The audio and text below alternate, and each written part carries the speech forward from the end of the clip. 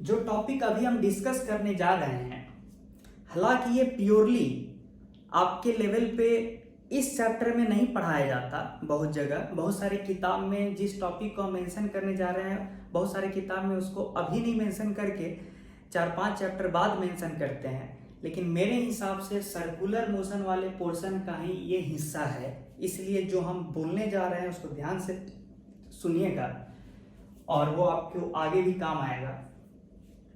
आप इसको हेडिंग ये भी दे सकते हैं।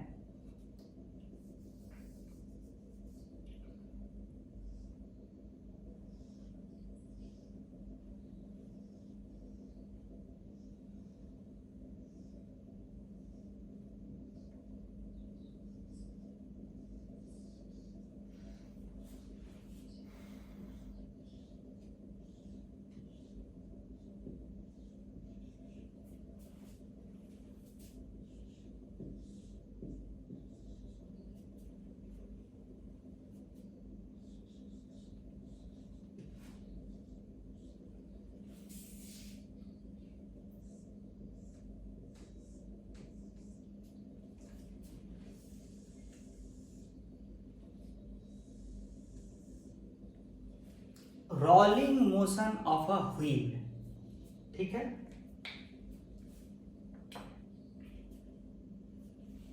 Rolling motion of a wheel, ध्यान से सुनिएगा।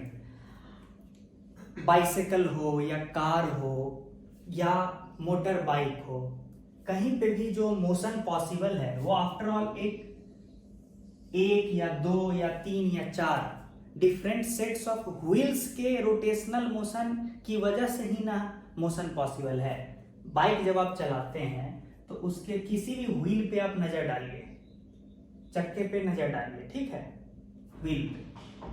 तो मान लीजिए कि ये रहा रोड,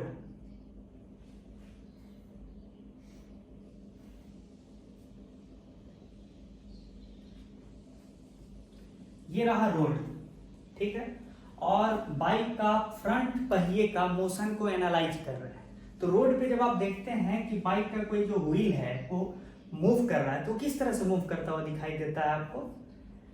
आप देखिएगा, ये जो बीच में सेंटर दिखा रहा है, ठीक है, इस एक्सिस के अबाउट बाइक का पहिया घूमते हुए रहता है ऐसे, किसी भी एंगुलर वेलोसिटी से, ऐसे ऐसे, और साथ में बाइक का पहिया आगे भी बढ़ रहा होता है सर्टेन वेलोसिटी से।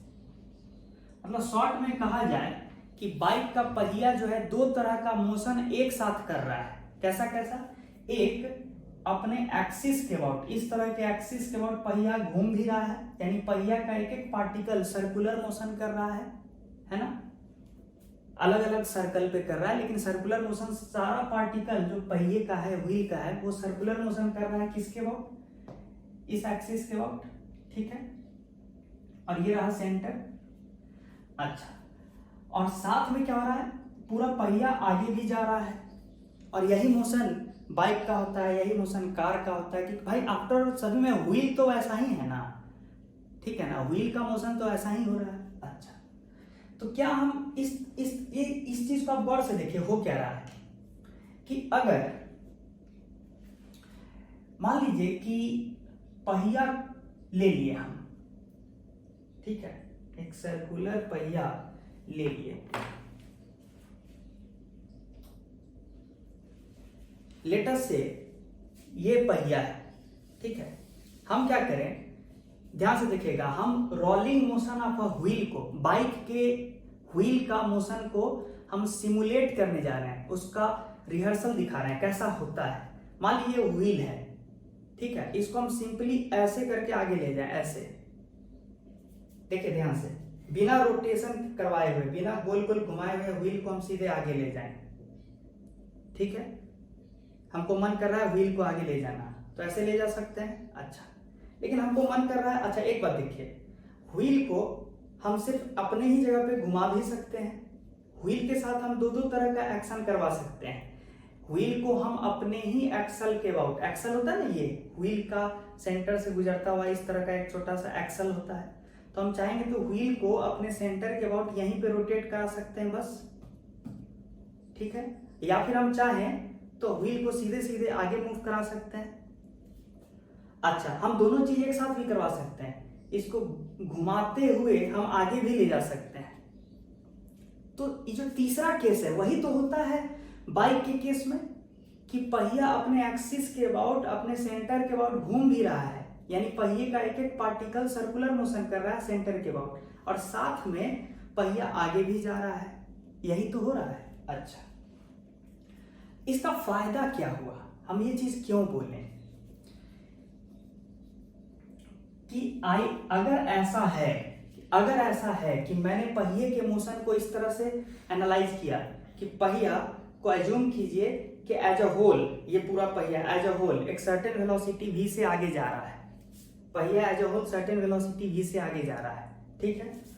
तो उस चीज को आप ऐसे दिखाइए कि पहिया as a whole certain velocity v से आगे जा रहा है, दिखा दिए, ठीक है। लेकिन एक साथ एक चीज और हो रहा है कि पहिया साथ में अपने एक्सिस के अबाउट सर्कुलर मोशन भी कर रहा है।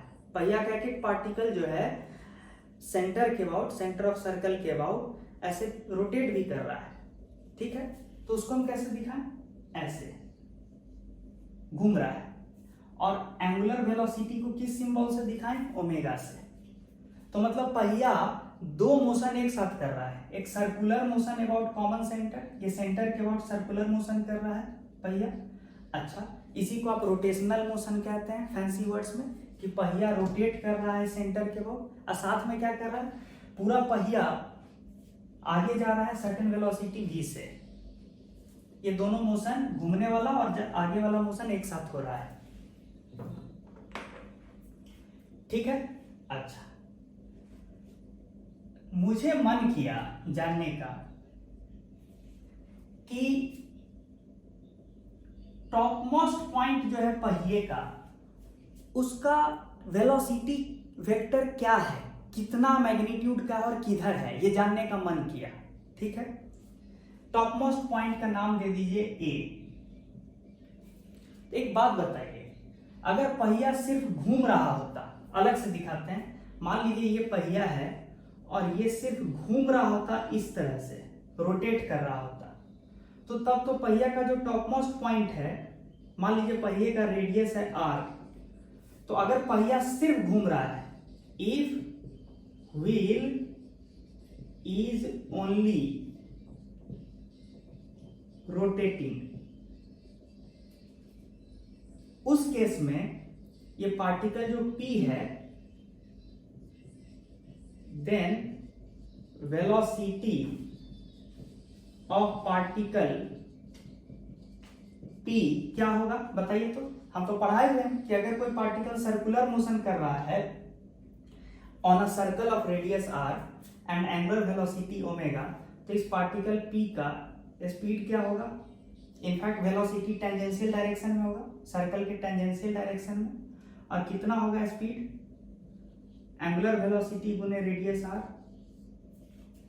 ये कब का कहानी है, जब पहिया सिर्फ क्या कर रहा होता, रोटेट।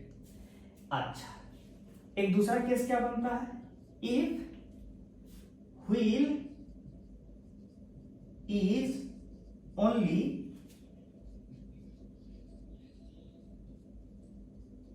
ट्रांसलेटिंग, अगर सिर्फ व्हील आगे जा रहा होता बिना घूमे हुए, विदाउट रोटेशन,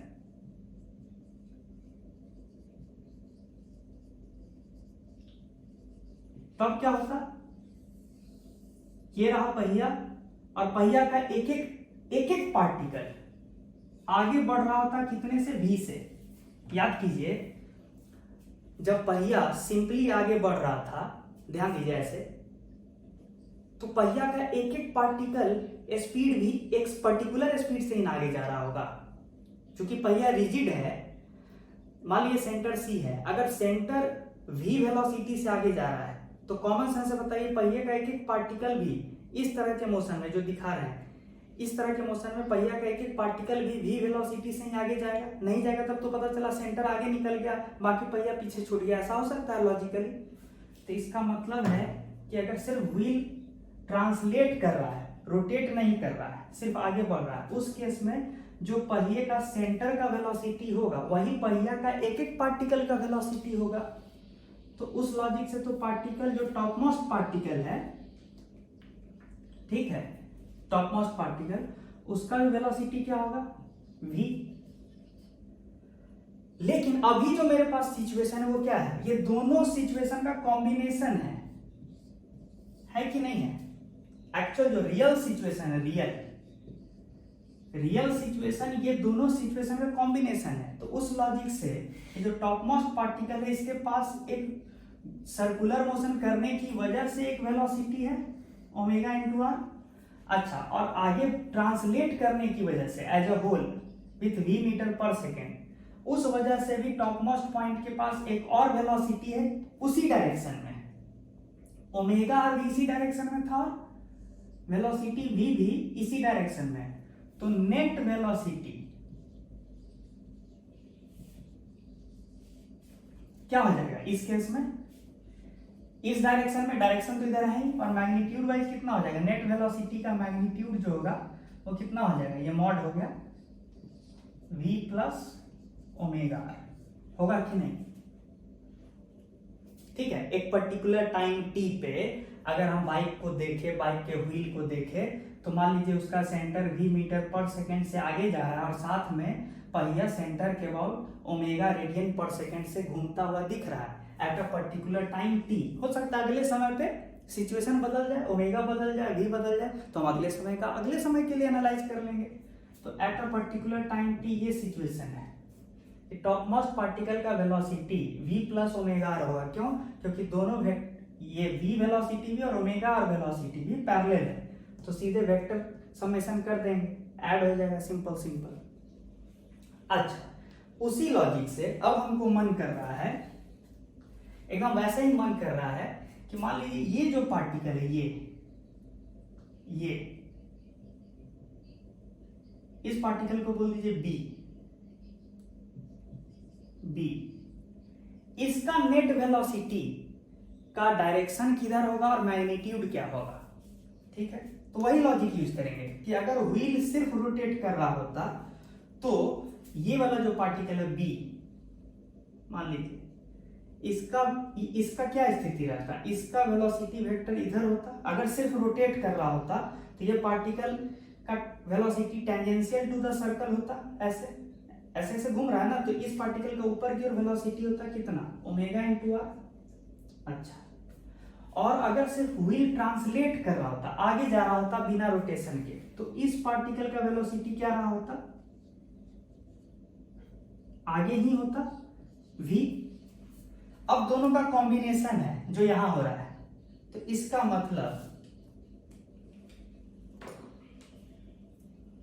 मतलब है कि पार्टिकल b के पास एक आगे भी वेलोसिटी है v और एक इधर है ओमेगा आर, और दोनों एक दूसरे के कितने डिग्री पे, 90 डिग्री। मतलब एक्चुअल में पार्टिकल b जो है, ट्रांसलेशन की वजह से उसके पास एक वेलोसिटी का कंपोनेंट आगे है और घूमने की वजह से एक वेलोसिटी ओमेगा आर भी है। तो क्या हमको ऐसा दिखेगा पार्टिकल अलग अलग ऊपर जा रहा और आगे जा रहा है, नेट वेलोसिटी दिखेगा मेरे जैसे लोग को। ठीक है,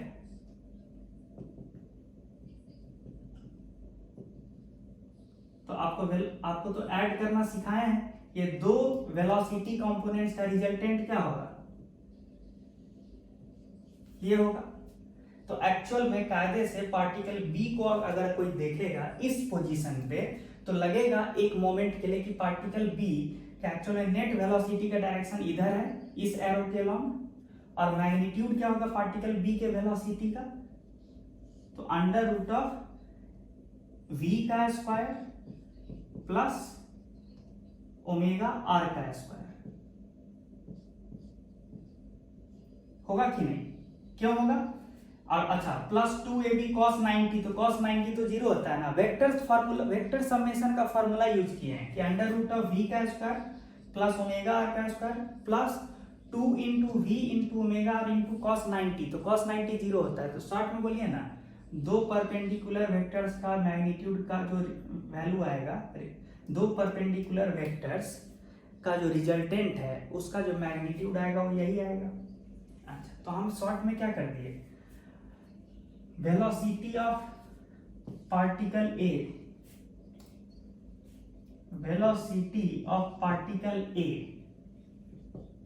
का मैग्नीट्यूड कितना हो गया v plus omega are. Velocity of particle B का magnitude under root of V square plus omega square are square हो गया।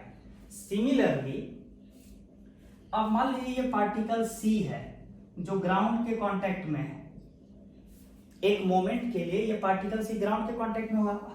ऑफ कोर्स अगले ही पल में जब व्हील रोटेट करता हुआ आगे बढ़ेगा तो पार्टिकल सी यहाँ नहीं रहेगा, वो उठ चुका होगा और दूसरा पार्टिकल ग्राउंड के टच में होगा। तो उस समय का बात नहीं है, अभी पार्टिकल सी का वेलोसिटी क्या है जो ग्राउंड के टच में है। फिर वही लॉजिक, ये रहा पार्टिकल सी, अगर सिर्फ व्हील रोटेट कर रहा होता तो पार्टिकल सी का वेलोसिटी पीछे की ओर ऐसे रहा होता, कितना ओमेगा आर, और व्हील सिर्फ आगे बढ़ रहा होता विथ वी वेलोसिटी से, तो फिर पार्टिकल सी का भी वेलोसिटी क्या रहा होता v। दोनों चीज एक साथ हो रहा है, रोटेशन भी और ट्रांसलेशन भी पहिए के साथ। तो फिर पार्टिकल यहां पे दिखाइए, आगे भी पीछे ओमेगा आर, तो नेट क्या हो जाएगा, velocity of C, velocity vector of C का नेट मैग्नीट्यूड क्या हो जाएगा बताइए, v माइनस ओमेगा मॉड लगा दीजिए, क्या पता ओमेगा आर का मैग्नीट्यूड ज्यादा हो और v का मैग्नीट्यूड कम हो, तो हमको तो मैग्नीट्यूड चाहिए इसलिए मॉड लगा दीजिए। भैया v आगे है ओमेगा आर पीछे, तो नेट वेलोसिटी, इसका नेट वेलोसिटी अगर v ज्यादा है तो नेट वेलोसिटी वेक्टर c का पार्टिकल c का आगे होगा। अगर ओमेगा आर का मैग्नीट्यूड ज्यादा है तो पार्टिकल c का नेट वेलोसिटी पीछे की ओर होगा, और मैग्नीट्यूड कितना होगा, तो v माइनस ओमेगा आर अगर v बड़ा है, और नहीं तो ओमेगा आर माइनस v अगर ओमेगा आर बड़ा है। तो इस तरह से किसी भी पार्टिकल का स्थिति का मतलब पूरा एक्सप्लेनेशन दे सकते हैं कि मान लीजिए कि एक पार्टिकल दे देते हैं, ये रहा वर्टिकली डाउनवर्ड डायरेक्शन में, ये ध्यान दीजिएगा,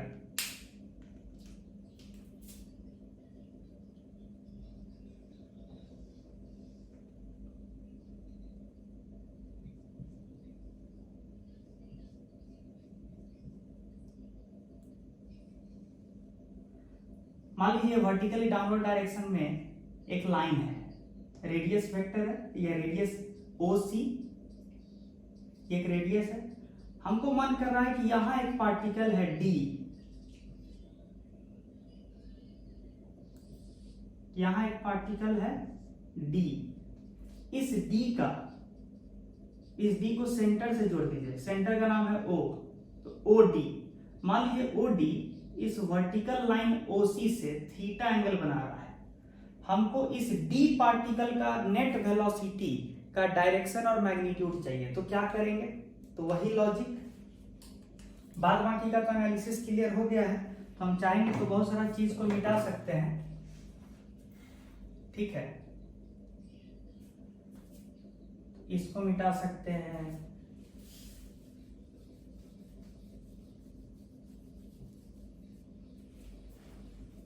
इनफैक्ट सी का जो एनालिसिस किए थे, बी का जो एनालिसिस किए थे, इसको मिटा सकते हैं,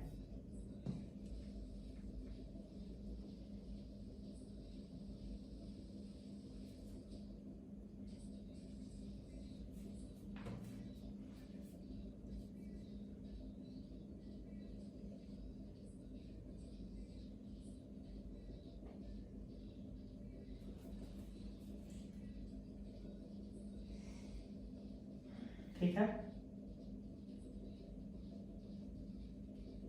अब ध्यान दीजिए वही लॉजिक, D कहां पे है, यहां पे दिखाई तो D, तो ये रहा वर्टिकली डाउनवर्ड लाइन, और D कितना एंगल पे है, यहां पे है, D यहां पे है, कितना एंगल बना के, थीटा। अगर सिर्फ पार्टिकल घूम रहा है इस तरह से, तो फिर D का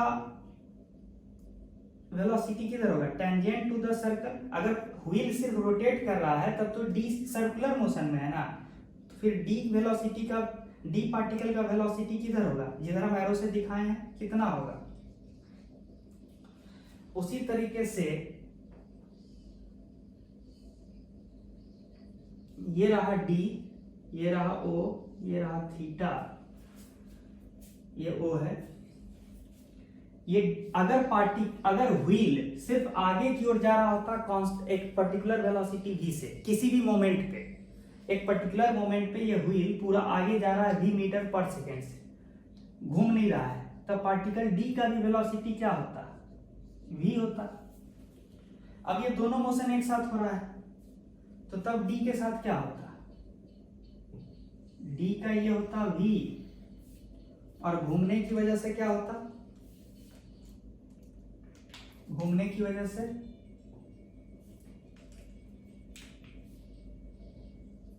बताइए, घूमने की वजह से ये OD के 90 डिग्री पे रोटेशन की वजह से ओमेगा आर होता है भाई। OD रेडियस है, रेडियस के 90 डिग्री पे ये सर्कुलर मोशन वाला वेलोसिटी होता है ओमेगा आर। अच्छा, अब आप ही बताइए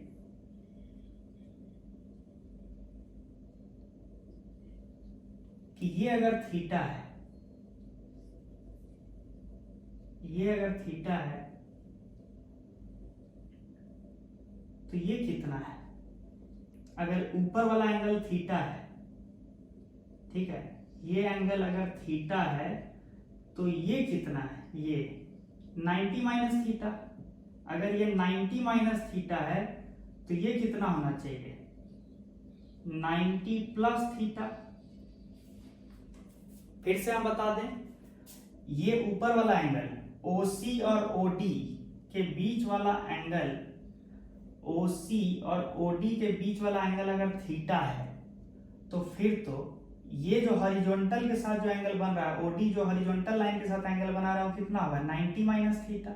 अगर ये 90 माइनस थीटा है तो ये वाला एंगल 90 प्लस थीटा होना चाहिए, क्योंकि ये पूरा स्ट्रेट लाइन है। इसको हम यहां से भी दिखा सकते हैं, देखिए ये रहा थीटा और ये रहा आपका ओमेगा आर, ये रहा भी, ये कितना होगा 90 माइनस थीटा, और ये पूरा स्ट्रेट लाइन है तो 180 डिग्री होना चाहिए था पूरा एंगल, तो ये कितना हो जाएगा 90 प्लस थीटा। अब जोड़ के देख लीजिए, ये 180 हो गया। अच्छा, सिमिलरली अब ध्यान दीजिए, आपको तो एक्चुअल में क्या चाहिए था, ये एंगल ना, ठीक है, ये कितना हो जाएगा, ये पूरा 90 डिग्री है ये, और ये 90 माइनस थीटा, तो ये कितना हो जाएगा, ये थीटा हो जाएगा। पूरा एंगल होना चाहिए था 90, ऊपर वाला ये एंगल है 90 माइनस थीटा, तो ये हो जाएगा थीटा, ये थीटा हो गया। चलिए, तो हमको तो सारा एंगल दिख ही रहा है कि ये थीटा है, ये 90 माइनस थीटा है, ये 90 प्लस थीटा है। अब पूरा एंगल का ऐड होना चाहिए, समेशन होना चाहिए 360 डिग्री। तो उस लॉजिक से ये कितना हो जाएगा, 360 में से ये सारा एंगल घटाइए तो कितना हो जाएगा, कितना होगा, देखिए ये 90 यानी 360 माइनस ये हो जाएगा 90 प्लस थीटा प्लस 90, कितना हो जाएगा 180 माइनस थीटा। यानी जिस एंगल का आप चर्चा कर रहे हैं, ये वाला एंगल, ये कितना हो जाएगा 180 डिग्री माइनस थीटा। नहीं होगा, ध्यान दीजिए, ऐसे भी आप देख सकते हैं, ये हो गया आपका 90, ये हो गया 90 माइनस 90 प्लस थीटा, ये 90, और पूरा एंगल का सम होना चाहिए 360, तो ये एंगल कितना हो जाएगा 360 घटे 90 प्लस थीटा प्लस 90, तो ये हो गया ना।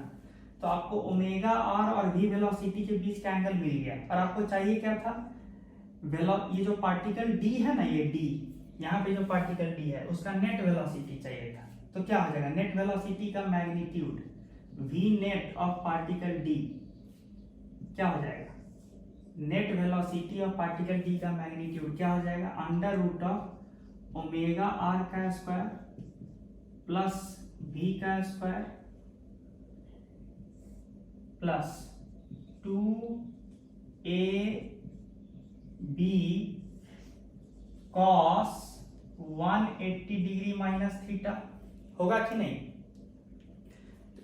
इसी चीज को आप क्या लिख सकते हैं, इसी चीज को आप बताइए क्या लिख सकते हैं,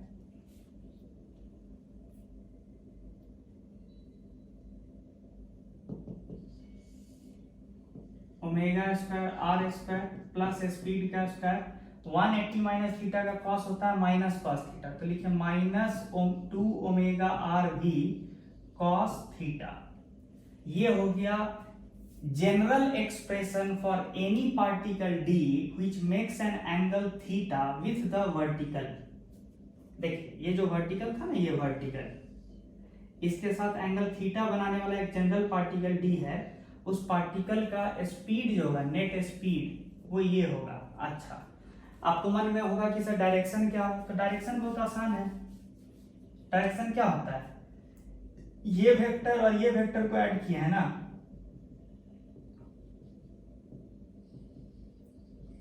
तो ये हो गया direction. Net velocity of particle d, ये हो गया डायरेक्शन। ये वेक्टर ओमेगा आर वेक्टर और v वेक्टर का रिजल्टेंट पैरेललोग्राम लॉ से, वेक्टर लॉ से, वेक्टर लॉ ऑफ एडिशन से।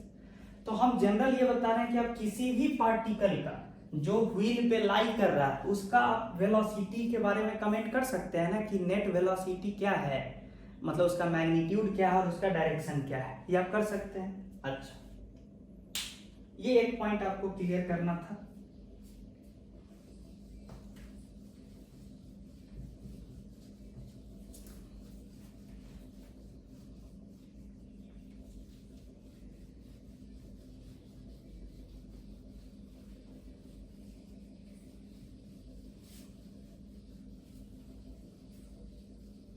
ठीक है,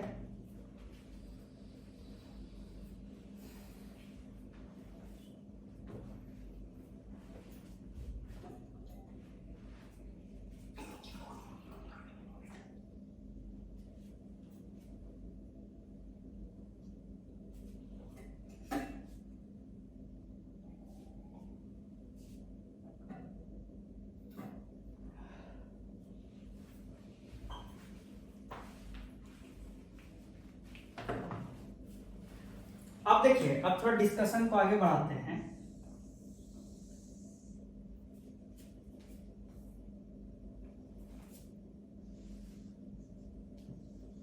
ओमेगा से व्हील घूम भी रहा है और v वेलोसिटी से आगे जा रहा है, ठीक है।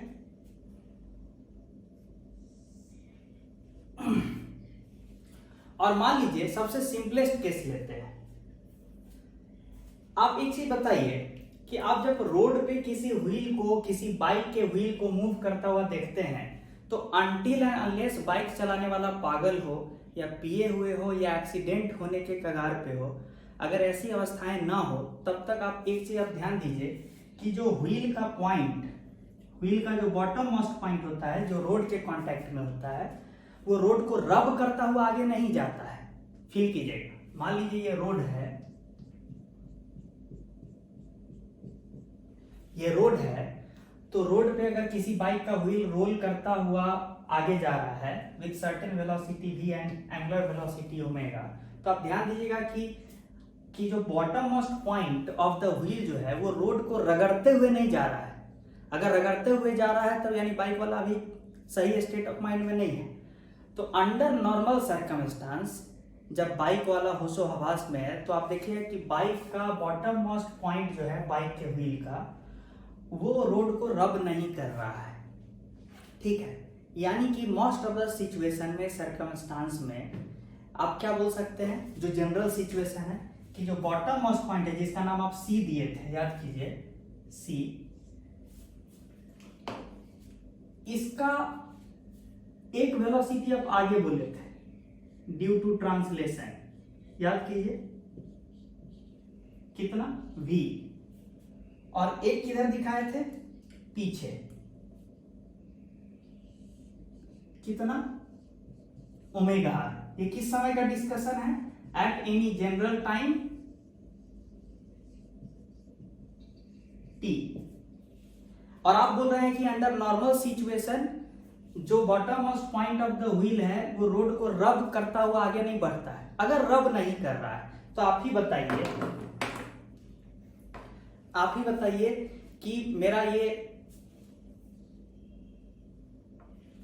रोड जो है, रोड ये तो मूव नहीं कर रहा है, रोड ऐसा है। और अगर रोड पे कोई चीज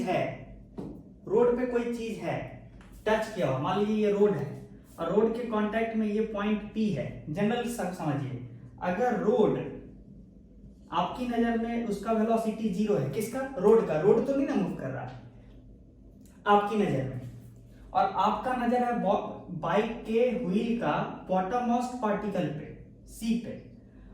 अगर C रोड को रब नहीं कर रहा है तब तो जो वेलोसिटी रोड का होगा वही वेलोसिटी पॉइंट C का होना चाहिए। आप ही सोचिए कि रोड का वेलोसिटी 0 है और पार्टिकल C का वेलोसिटी 0 के अलावा कुछ भी होगा, तब तो रोड को रब करता हुआ निकल जाएगा ना ये पार्टिकल C।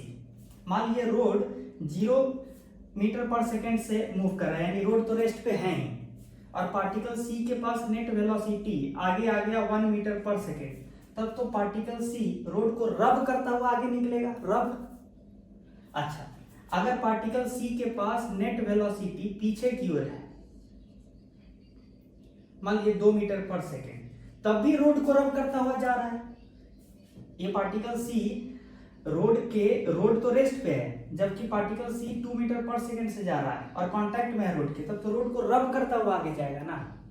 तो जब पार्टिकल C का वेलोसिटी सरफेस के रेस्पेक्ट में कुछ नॉन जीरो है, तब पार्टिकल C रब करके जाएगा।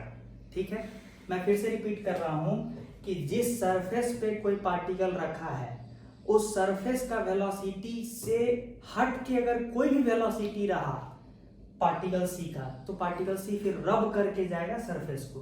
रब, जैसे मान लीजिए ये मेरा हाथ रेस्ट पे है और इसके ऊपर ये मेरा हाथ है और ये कुछ वेलोसिटी से आगे जा रहा है, तो देखिए रब कर दिया। अच्छा, पीछे जा रहा है तो भी रब कर दिया। अच्छा, ये रेस्ट पे है और हम चाहते हैं कि इसको रब ना करे ये हाथ, तो तब तो ऐसे ही रखना होगा रेस्ट पे। अच्छा, मान लीजिए ये हाथ मेरा 2 मीटर पर सेकेंड से आगे जा रहा है और ये मेरा हाथ इसके टच में है और ये यहीं रह गया, तो तब भी रब हो जाएगा क्योंकि नीचे वाला रब करके निकल जाएगा। तो अगर हम चाहते हैं कि दो सरफेस या दो ऑब्जेक्ट इन कांटेक्ट एक दूसरे को रब ना करे, तो दोनों जो है सेमी वेलोसिटी से आगे या पीछे करें, इस तरह से मूव करें, है कि नहीं? अच्छा, तब तो रोड अगर रेस्ट पे है और इसके कांटेक्ट में ये पार्टिकल C है और C अगर रब नहीं कर रहा है रोड को, तो तब आपको क्या कहना चाहिए कि नेट वेलोसिटी, ऐसे लिखिए, if the particle C of the wheel is not rubbing the road, या फिर ये भी कह सकते हैं कि अगर व्हील रोड पे स्किड नहीं कर रहा है, ठीक है ना, या स्लाइड नहीं कर रहा है, ये भी बोल सकते हैं, क्योंकि पार्टिकल C व्हील का ही तो हिस्सा है। अगर पार्टिकल C रब नहीं कर रहा है रोड को तो ठीक है, अगर रब कर रहा है तो इसका मतलब पूरा व्हील एक्चुअल में रोड को रब करके आगे या पीछे जा रहा है। If the particle C of the wheel is not rubbing the road, then velocity of particle C should be equal to velocity of road। ठीक है, किस डायरेक्शन में? जिस डायरेक्शन में रबिंग होने का टेंडेंसी है। ये कंडीशन किस डायरेक्शन के लिए रखा जा रहा है? Along the surface of the bodies in contact। ये लाइन भी इंपॉर्टेंट है कि जो दो सरफेस कांटेक्ट में है, जो दो बॉडी कांटेक्ट में है, अगर दोनों को रब नहीं करना है तो जिस डायरेक्शन में सरफेस है उस डायरेक्शन में, जिस डायरेक्शन में सरफेस है उस डायरेक्शन में दोनों बॉडीज का वेलोसिटी सेम होना चाहिए अगर रबिंग नहीं करना है।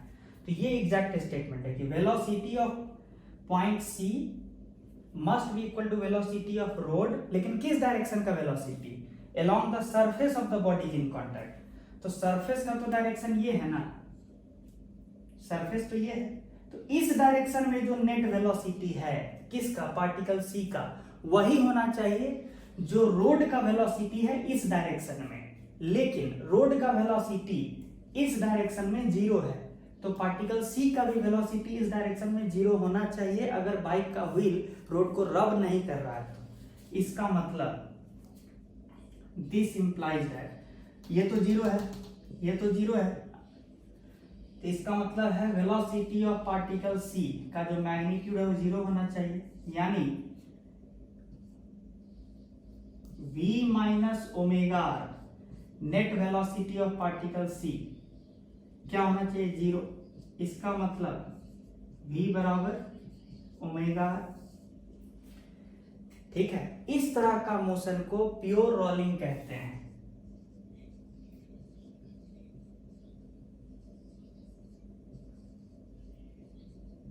प्योर रोलिंग का मतलब कि जब व्हील रोड को रब ना करे, ठीक है, उस तरह के रोलिंग मोशन को क्या कहते हैं? Pure rolling motion.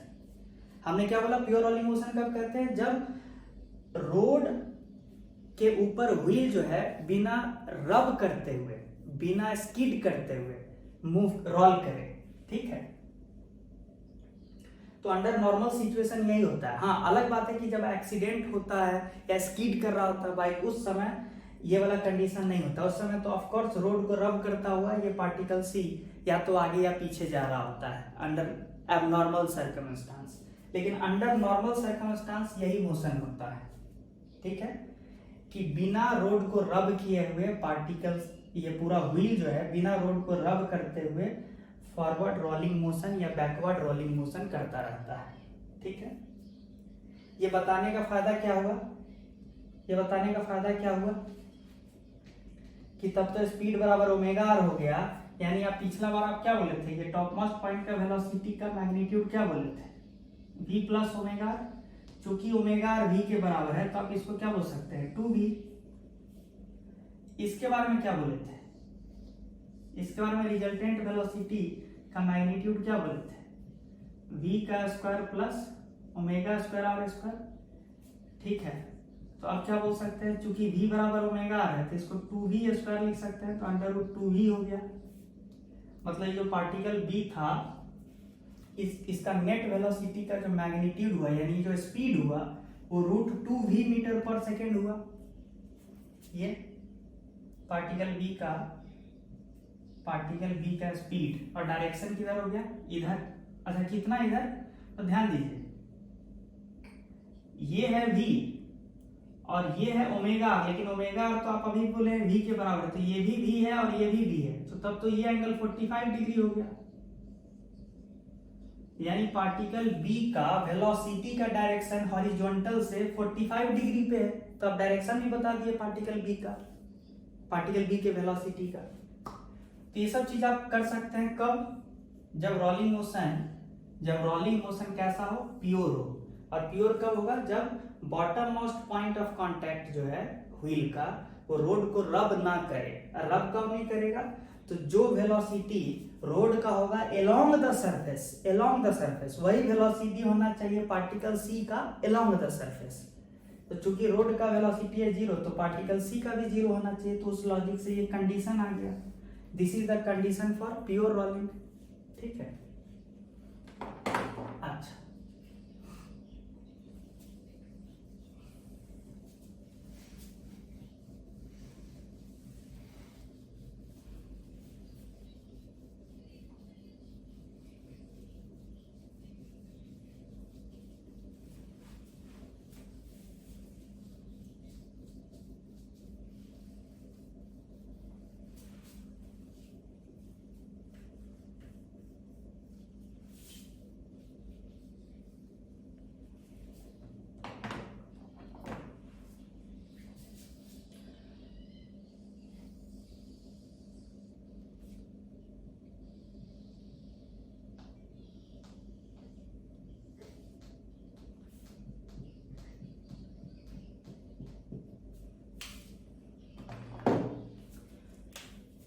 मान लीजिए कि अगर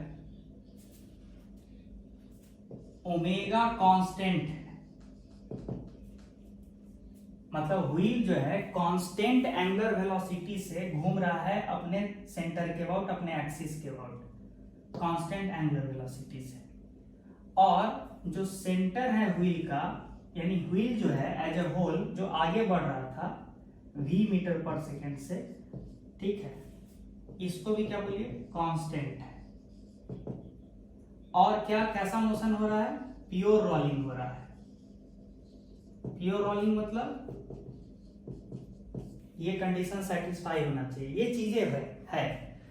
मुझे मन कर रहा है कि ये टॉप मोस्ट पॉइंट जो है पार्टिकल ए, इसका एक्सेलरेशन बताएं।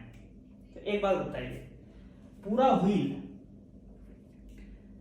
सिर्फ अगर ट्रांसलेट कर रहा होता आगे तो ऑलवेज v मीटर पर सेकेंड से ही कर रहा था ऑलवेज, तो क्योंकि हम बोले हैं कि v कांस्टेंट है, तो अगर पूरा व्हील सिर्फ v मीटर पर सेकेंड से आगे जा रहा होता तो उसकी वजह से इस पार्टिकल के पास कोई एक्सेलरेशन नहीं होता।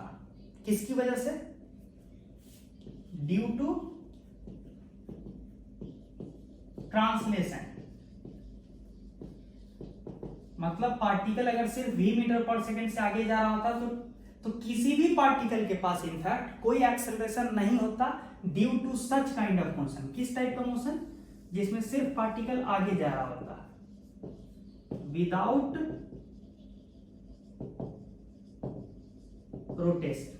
तो इस केस में, और ये अगर कांस्टेंट है जो हम दिए हैं, तो इस केस में एक एक पार्टिकल का acceleration of any particle will be null vector. इस तरह के मोशन के लिए की वजह से कोई एक्सेलरेशन नहीं मिलता।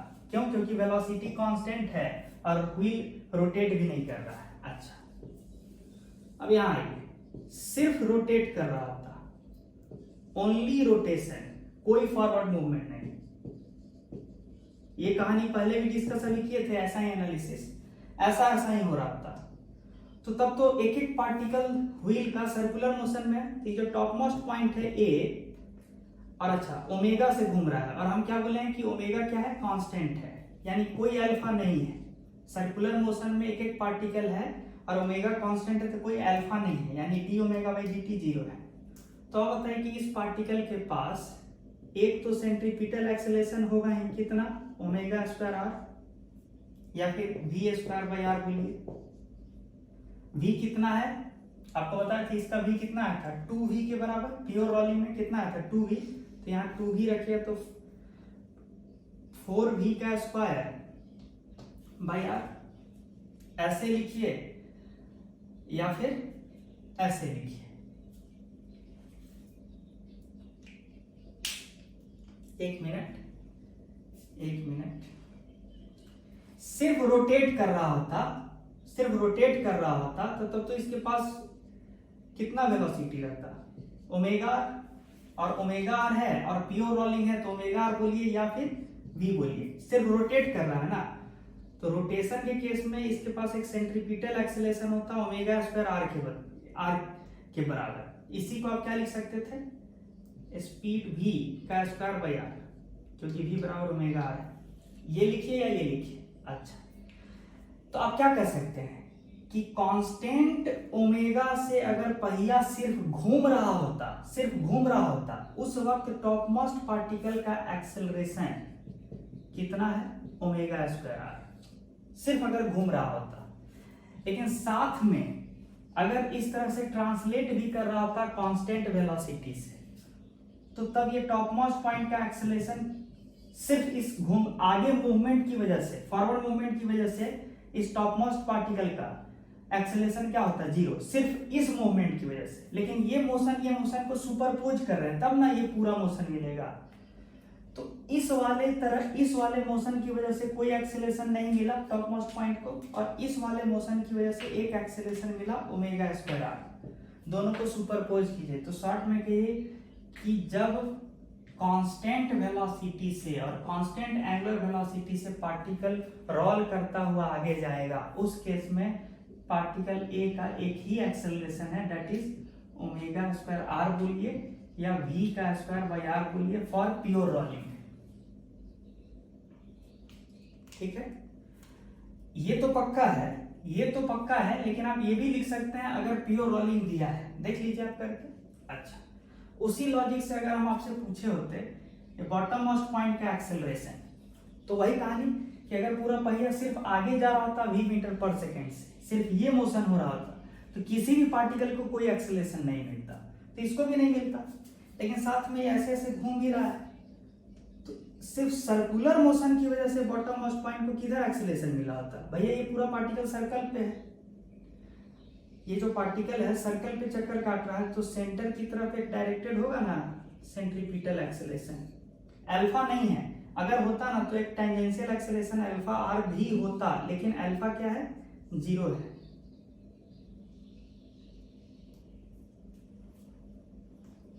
ठीक है, तो इसका एक्सेलरेशन क्या होगा, ओमेगा स्क्वायर आर। उसी लॉजिक से इसका एक्सेलरेशन क्या होगा, ओमेगा स्क्वायर आर। इसका एक्सेलरेशन क्या होगा, ओमेगा स्क्वायर आर। तो मतलब अगर कांस्टेंट स्पीड v मीटर पर सेकेंड से पहिए का सेंटर आगे बढ़ रहा होता और कांस्टेंट एंगुलर वेलोसिटी से पहिया गोल गोल घूम रहा होता और आगे बढ़ रहा है एज अ रिजल्ट, और ये कंडीशन भी अगर सेटिस्फाइड है, तो तब पार्टिकल का एक एक पहिया का एक एक पार्टिकल का आप एक्सेलरेशन बता सकते हैं, है ना। अगर प्योर रोलिंग नहीं रहता तो v बराबर ओमेगा कंडीशन यूज नहीं करते, तो आप ये नहीं बोलते कि एक्सेलरेशन ये है। आप ये बोल सकते हैं, ये ऑलवेज बोल सकते हैं, लेकिन ये नहीं बोल सकते हैं। अगर प्योर रोलिंग होगा तभी बोल सकते हैं पार्टिकल ए का acceleration v square by r है, नहीं तो आपको बोलना चाहिए ओमेगा स्क्वायर आर कायदे से। ठीक है भाई, v बराबर ओमेगा आर होगा तब ना, आप इसके बदले आप ये लिख दीजिएगा। यहां पे ये v कौन सा है, ये v कौन सा, ये v है ये। ठीक है, अच्छा अब थोड़ा सा केस को और जनरलाइज करते हैं कि मान लीजिए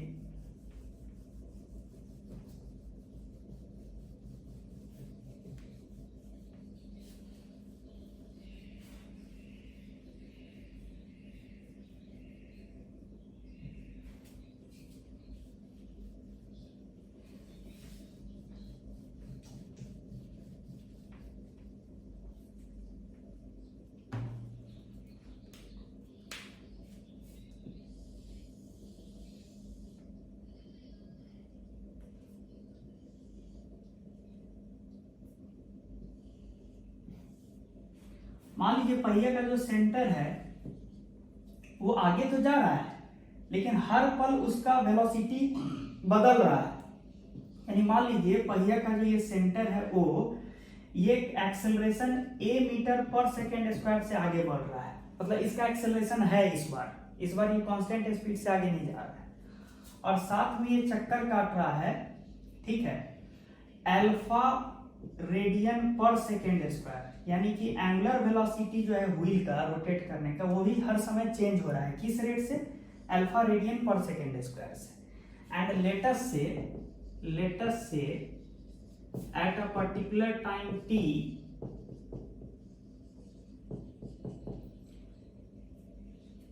सेंटर का जो ये जो वेलोसिटी है, इसका जो वेलोसिटी है,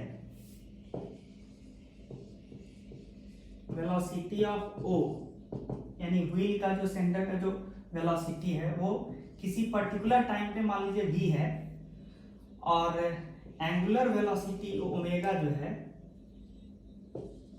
angular velocity at a particular time t of wheel जो है, व्हील का रोटेट करने का एंगुलर वेलोसिटी मान लीजिए ओमेगा है। ये किस समय का कहानी है, at a particular time t, और wheel constant acceleration a metre पर सेकेंड स्क्वायर से जा रहा है और एक अल्फा रेडियन पर सेकेंड स्क्वायर से, साथ में एंगुलर एक्सेलरेशन भी है। अगर ऐसा है तब क्या होगा, और वेलोसिटी तो दे ही दिए हैं v और ओमेगा, किस समय का, किसी पर्टिकुलर टाइम t का। अब अगर कोई पूछे अब अगर कोई पूछे कि टॉप मोस्ट पार्टिकल का एक्सेलरेशन बताइए एट टाइम t, तो क्या बोलिएगा? कैसे कैसे कीजिएगा? अगर व्हील रोटेट नहीं कर रहा होता, सिर्फ आगे जा रहा होता, तो उसकी वजह से सिर्फ a एक्सेलरेशन रहा होता, तो आगे दिखा दीजिए ये a एक्सेलरेशन। अच्छा, कब के लिए? जब व्हील सिर्फ आगे जा रहा होता बिना रोटेशन के, तो ये वाला एक्सेलरेशन सारे पार्टिकल का होता, तो इसको भी दिखा दिए।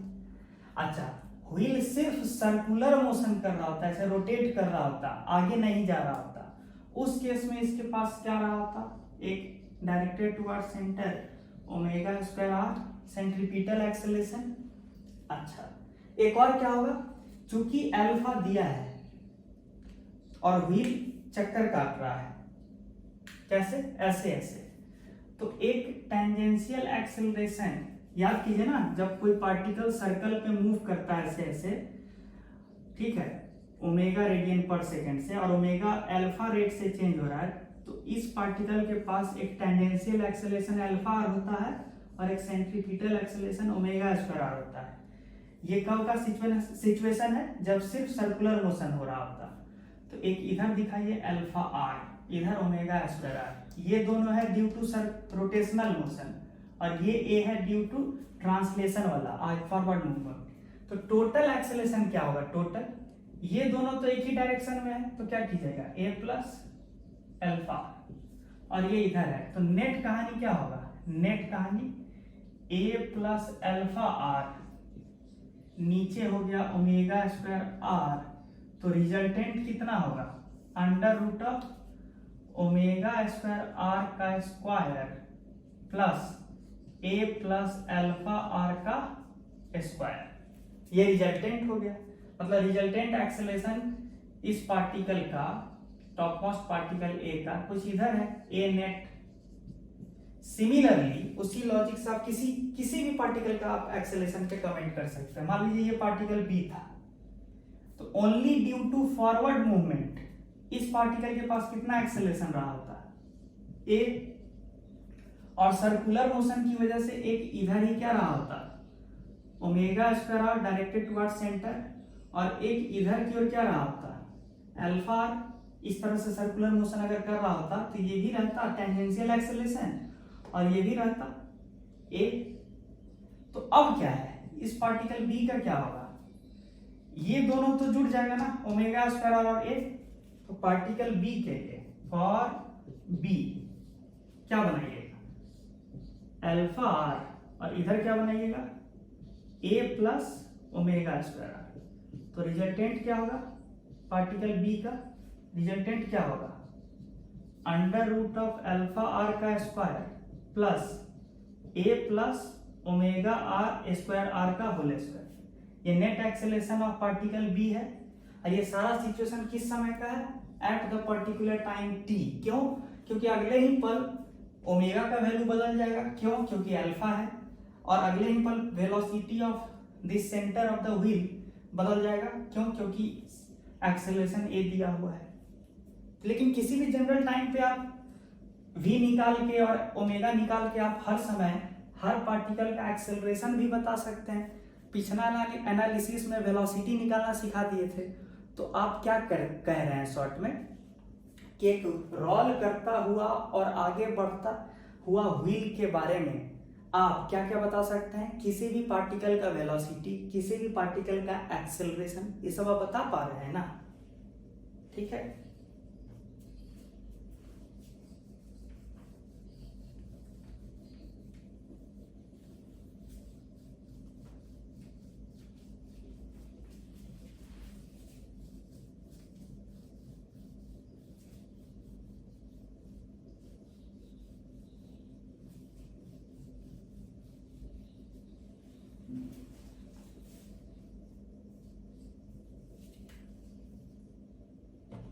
तो आज के लिए हम इतना ही रखते हैं, फिर अगले क्लास में आगे बढ़ेंगे और अच्छी अच्छी बातें करेंगे, डिस्कशन करेंगे उन और जो आने वाले टॉपिक्स हैं उनका।